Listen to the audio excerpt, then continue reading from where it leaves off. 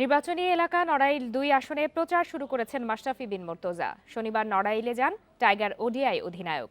তার আগমনে উৎসবের কমতি ছিল না। পথসভায় অংশ নিয়ে নৌকায় ভোট চান মাশরাফি। খেলার মাঠের মতো রাজনীতির মাঠেও বিজয়ী হবেন ম্যাশ, বিশ্বাস নড়াইলবাসীর।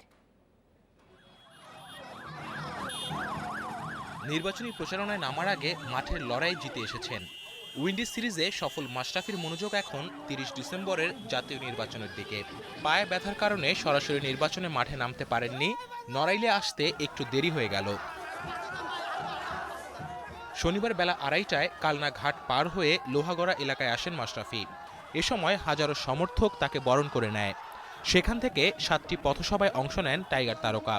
এ সময় জেলা ও উপজেলা আওয়ামী লীগ এবং সহযোগী সংগঠনের নেতাকর্মী সহ বিভিন্ন শ্রেণী পেশার কয়েক হাজার মানুষ উপস্থিত ছিলেন। রাজনীতির ইস্যুতে আসলে আমি আজকে রাজনৈতিক কথা বলবো না আপনাদের মাঝে এসে, কারণ অনেক নেতাকর্মী অলরেডি বলেছেন। আমি রাজনৈতিক কোনো কথা আজকে বলবো না। আপনারা শুধু আমার জন্য দোয়া করবেন। আমার প্রতীকী নৌকায় ভোট দেবেন ইনশাআল্লাহ। কালনা ঘাট থেকে নড়াইল শহর পর্যন্ত প্রায় ২৫ কিলোমিটার সড়কের দুপাশে হাজারো জনতা মাশরাফিকে এক নজর দেখার জন্য অপেক্ষা করে।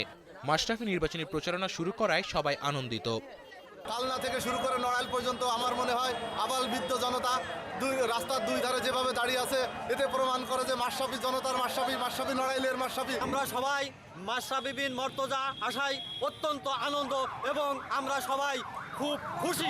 সে নির্বাচনে জয়ী হোক এবং সে আরো জয়ী হলে নড়াইলের উন্নতি করতে পারবে এবং আমরা তাই নড়াইলের এমপি হিসাবে দেখতে চাই। এটা আমাদের সবার প্রত্যাশা।